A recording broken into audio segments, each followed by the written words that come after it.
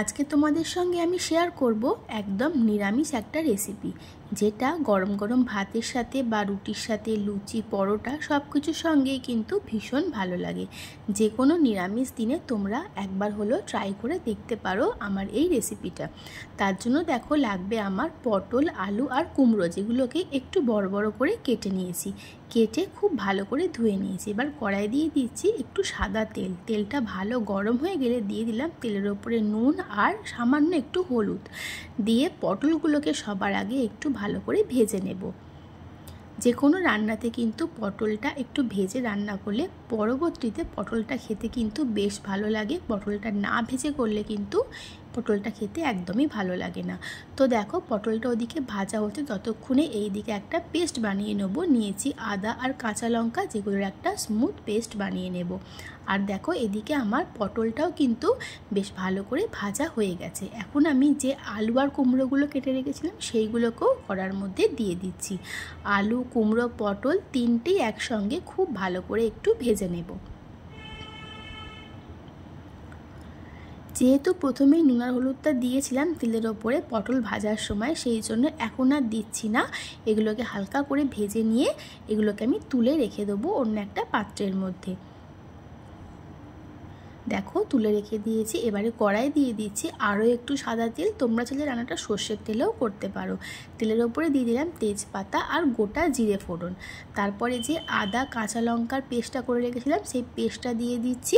মিক্সির বাটিটা ধুয়ে দিচ্ছি। সামান্য একটু জল দিয়ে দিলাম, একটা অর্ধেক টমেটো, আর দিয়ে দিচ্ছি কিছু গুঁড়ো মশলা, যেমন হলুদ গুঁড়ো, পরিমাণ মতো নুন, লঙ্কার গুঁড়ো, ধনের গুঁড়ো আর জিরের গুঁড়ো। আর দিয়ে দিলাম ওই সামান্য একটু হিং। মশলা কষানোর সময় দিয়ে দিচ্ছি সামান্য একটু হিং। হিংটা দিলে কিন্তু খেতে বেশ ভালো লাগবে আর একটা সুন্দর গন্ধও হবে। এরপরে আমি এর মধ্যে দিয়ে দিচ্ছি কাশ্মীরি রেড চিলি পাউডার, সুন্দর একটা রঙের জন্য। তো দেখো টমেটোটা বেশ ভালো নরম হয়ে গেছে আর মশলা থেকে কিন্তু অনেকটাই তেল রিলিজ করেছে। এখন আমি যে ভেজে রেখেছিলাম পটল, আলু আর কুমড়ো, সেইগুলোকে দিয়ে দিচ্ছি। এগুলোকে দিয়ে গ্যাসের ফ্লেমটা লো টু মিডিয়ামে করে মশলাটার সঙ্গে সব কিছু ভালো করে কষিয়ে নেবো। আর দিয়ে দিলাম কিছুটা বাদাম। বাদামটা দিলে কিন্তু তরকারিটা খেতে আরও বেশি ভালো লাগবে। তো দেখো বাদামটার সঙ্গেও মশলাটাকে একদম সমস্ত কিছু একসঙ্গে খুব ভালো করে একটু কষিয়ে নেব। তো মশলাটা খুব ভালো মতন কষানো হয়ে গেছে, দেখতেই পাচ্ছ কালারও চেঞ্জ হয়ে গেছে আর একদম শুকনো শুকনো হয়ে গেছে। এখন আমি এর মধ্যে দিয়ে দেব পরিমাণ মতন জল। খুব বেশি কিন্তু জল ব্যবহার করব না, এটা একটু গামাখা গামাখা হবে, সেই জন্য জলের পরিমাণটা একটু কম রেখেছি। পটল, আলু আর কুমড়োগুলো সেদ্ধ হবে সেই রকম জল দিয়েছি। তো দেখো এইটুকুই জল দেবো, এর বেশি আর জল দেবো না। দিয়ে জলটা ভালো মতন ফুটে উঠলে আমি এটা ঢাকা দিয়ে দেবো, যতক্ষণ না সমস্ত সবজি খুব ভালোভাবে সেদ্ধ হইতেছে ততক্ষণ পর্যন্ত। তো 10 মিনিট পর আমি দেখে নেব আমার সবজিগুলো কতটা সেদ্ধ হয়েছে। তো দেখো এখন আমার পটলও সেদ্ধ হয়ে গেছে, আলুও সেদ্ধ হয়ে গেছে, আবার কুমড়োও কিন্তু সেদ্ধ হয়ে গেছে। এখন আমি গ্যাসের ফ্লেমটা হাইতে করে আরও একটু ফুটিয়ে নেব।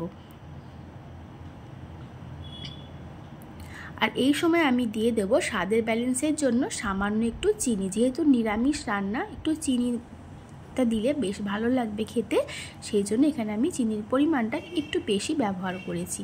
তো দেখো ভালো করে ফুটিয়ে নিচ্ছি আর ঝোলটাকে একটু শুকনো শুকনো করে নেব। তো তৈরি হয়ে গেল আমার নিরামিষ আলু পটল কুমড়ো দিয়ে একটা তরকারি, যেটা কিন্তু গরম গরম ভাতের সাথে বা রুটি, পরোটা, লুচি সব কিছুর সঙ্গেই বেশ ভালো লাগবে। যে কোনো নিরামিষ দিনে তোমরা একবার হলেও ট্রাই করে দেখতে পারো। তোমাদের ভালো লাগলে আমাকে কমেন্ট করে জানিও কেমন লাগলো। তাহলে আজকের মতন টাটা। আর যারা আমার চ্যানেলটা এখনও সাবস্ক্রাইব করোনি তারা অবশ্যই আমার চ্যানেলটা সাবস্ক্রাইব করে দিও। সবাই খুব ভালো থেকো, সুস্থ থেকো। নতুন কোনো রেসিপির সাথে আমি আবারও হাজির হব। আর আমার পুরো ভিডিও দেখার জন্য তোমাদেরকে অসংখ্য ধন্যবাদ।